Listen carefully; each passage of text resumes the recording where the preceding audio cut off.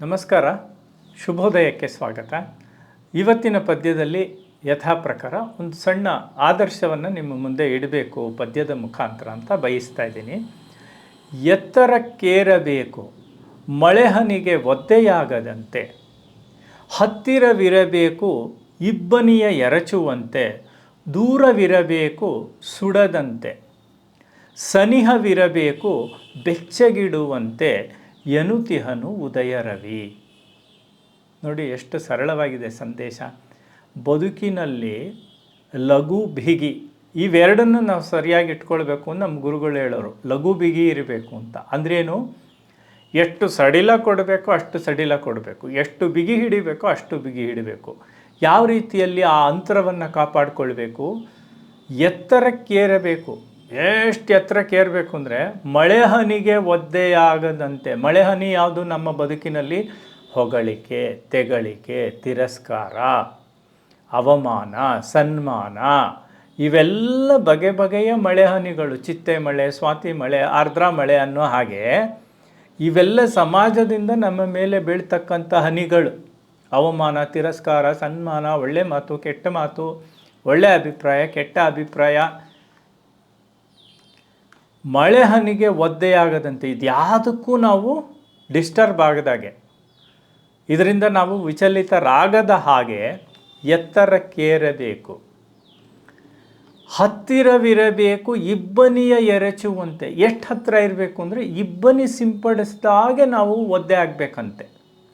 ಅಂದರೆ ಇವಾಗ ನಾವು ವಿವಾಹ ಸಮಾರಂಭಕ್ಕೆ ಬೇರೆ ಕೆಲವು ಶುಭ ಸಂದರ್ಭಗಳಿಗೆ ಹೋದಾಗ ನಮ್ಮ ಮೇಲೆ ಪನ್ನೀರ್ ಸಿಂಪಡಿಸ್ತಾರೆ.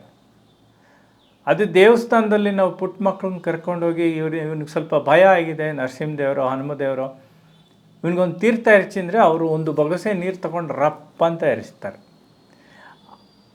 ಎರಡರ ಉದ್ದೇಶ, ಒಂದು ಸ್ವಾಗತ ಮಾಡ್ಕೊಳ್ಳೋದು, ಇನ್ನೊಂದು ಇರುವ ಭಯವನ್ನು ಹೋಗಿಸೋದು. ಎರಡರ ಉದ್ದೇಶನೂ ಬೇರೆ, ಅದನ್ನು ನಾನಿಲ್ಲಿ ಪ್ರಶ್ನೆ ಮಾಡ್ತಾ ಇಲ್ಲ. ಆದರೆ ನೀರನ್ನು ಸಿಂಪಡಿಸೋ ಕ್ರಮ ಇದೆಯಲ್ಲ, ಅದು ಯಾವ ರೀತಿ ಇರಬೇಕು? ಇಬ್ಬನಿಯ ಸಿಂಪಡಿಸಿದಂತೆ. ಎಷ್ಟೋ ಸಲ ಪನ್ನೀರ್ ಎರಚೋದು ಕೂಡ ನಮ್ಮ ಸೂಟು ಒದ್ದೆ ಆಗತ್ತೆ ಒಂಚೂರು ಚೂರು. ಆದರೆ ಇಬ್ಬನಿ ಬಿದ್ದಿರುತ್ತೆ, ತನುವಿರುತ್ತೆ, ತಂಪಿರುತ್ತೆ, ಹನಿ ಕಾಣುತ್ತೆ, ಒದ್ದೆ ಆಗಿರಲ್ಲ. ನಾನು ಕಾಲಿಟ್ಟ ಮೇಲೆ ಹುಲ್ಲು ಹಾಸು ಒದ್ದೆ ಆಗುತ್ತೆ. ಬದುಕಿನಲ್ಲಿ ಹಾಗಿರಬೇಕು ಅಂತ ಅದನ್ನು ಆ ಒಂದು ಆದರ್ಶ ಇಲ್ಲಿ ನಾವು ನೋಡ್ತಾ ಇದ್ದೀವಿ. ಇಬ್ಬನಿಯ ಹತ್ತಿರವಿರಬೇಕು, ಇಬ್ಬನಿಯ ಎರಚುವಂತೆ. ನಾವು ಇನ್ನೊಬ್ಬರ ಜೊತೆ ಎಷ್ಟು ಕ್ಲೋಸ್ ಆಗಿರಬೇಕು ಅಂದರೆ ನಮ್ಮಿಂದ ಅವರು ಯಾವುದೇ ರೀತಿ ತೊಂದರೆಗೊಳಗಬಾರ್ದು, ಅವರಿಂದ ನಮಗೇನು ತೊಂದರೆಗೊಳಗಾಗಬಾರ್ದು. ಆ ರೀತಿಲಿ ಇಬ್ಬನಿಯ ಎರಚುವಂತೆ ಪರಸ್ಪರ ಆ ಒಂದು ಇದಿರಬೇಕು. ದೂರವಿರಬೇಕು ಸುಡದಂತೆ. ತುಂಬ ಹತ್ತಿರ ಹೋಗ್ಬಿಟ್ರೆ ದೂರದ ಬೆಟ್ಟ ನುಣ್ಣಿಗೆ. ಹಾಗೆ ಹತ್ತಿರಕ್ಕೆ ಹೋದರೆ, ಹಳ್ಳಿ ಕಡೆ ಗಾದೆನೇ ಇದೆ ಅದಕ್ಕೆ, ಅದನ್ನು ನಾನಿಲ್ಲಿ ಹೇಳೋ ಹಾಗಿಲ್ಲ. ಹತ್ತಿರ ಹೋದರೆ ಕೆಟ್ಟ ವಾಸನೆ ಬರುತ್ತೆ ಅಂತ. ಹತ್ತಿರ ಹೋಗಬಾರ್ದು. ಹತ್ತಿರ ಎಷ್ಟು ದೂರ ಇರಬೇಕು? ಸುಡದಂತೆ. ಸೂರ್ಯನಿಗೆ ತುಂಬ ಹತ್ತಿರ. ಕೆಲವರು ತುಂಬ ಪ್ರಸಿದ್ಧರಿರ್ತಾರೆ. ವಚನವೇದಲ್ಲೂ ಶ್ರೀರಾಮಕೃಷ್ಣರು ಒಂದು ಕಡೆ ಹೇಳ್ತಾರೆ, ಅಧಿಕಾರಿಗಳಿಂದ, ರಾಜರಿಂದ ದೂರ ಇರಬೇಕು, ಸ್ವಲ್ಪ ದೂರ ಇರಬೇಕು ಅಂತ ಹೇಳ್ತಾರೆ. ನಾವು ಎಷ್ಟೋ ಸಂದರ್ಭಗಳಲ್ಲಿ ನೋಡ್ತೀವಲ್ಲ, ತುಂಬ ಫೇಮಸ್ ಇವರು, ತುಂಬ ಬೇಕಾದವರು ಅಥವಾ ತುಂಬ ವಿಖ್ಯಾತರು ಅಂತ ಅವ್ರ ಹತ್ತಿರ ಹೋದವ್ರಿಗೆ ಎಷ್ಟೋ ಸಲ ಕೆಟ್ಟ ಹೆಸರು ಬಂದ್ಬಿಟ್ಟಿದೆ. ಅಂದರೆ ದೂರವಿರಬೇಕು ಸುಡದಂತೆ. ಅದು ಸೂರ್ಯ ಇದ್ದಾಗೆ. ಅಧಿಕಾರ, ಕುರ್ಚಿ, ಹಣ, ಶ್ರೀಮಂತಿಕೆ ಇವೆಲ್ಲವೂ ಕೂಡ ಒಂದು ಮಟ್ಟಕ್ಕೆ ಬೇಕು, ಅದಾದಮೇಲೆ ಸುಡತ್ತದು. ದೂರವಿರಬೇಕು ಸುಡದಂತೆ, ಸನಿಹವಿರಬೇಕು ಬೆಚ್ಚಗಿಡುವಂತೆ. ಹಾಗಂತೇಳಿ ನಾವು ಅಧಿಕಾರಿಗಳನ್ನು, ದೊಡ್ಡವರನ್ನ, ಹಿರಿಯರನ್ನು, ವಿಖ್ಯಾತರನ್ನು ದೂರ ಇಡೋಕ್ಕಾಗುತ್ತೆ. ತುಂಬ ದೂರ ಇಡಬಾರ್ದು. ಬೆಚ್ಚಗಿಡುವಂತೆ, ನಮಗೆ ಅನುಕೂಲ ಆಗೋ ಹಾಗೆ. ಅಂದರೆ ಸ್ವಾರ್ಥಿಗಳು ಅಂತಲ್ಲ,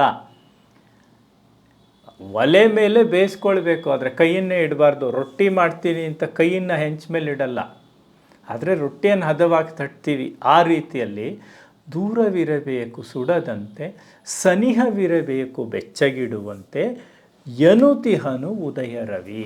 ಈ ಒಂದು ಸಂದೇಶ, ಈ ಎಲ್ಲ ಸಂದೇಶವನ್ನು ಇವತ್ತಿನ ರವಿ ತಂದಿದ್ದಾನೆ ಅಂತ ಹೇಳ್ತಾ ಇವತ್ತಿನ ಶುಭೋದಯದ ಮಾತುಗಳನ್ನು ಮುಗಿಸ್ತಾ ಇದ್ದೀನಿ. ನಮಸ್ಕಾರ.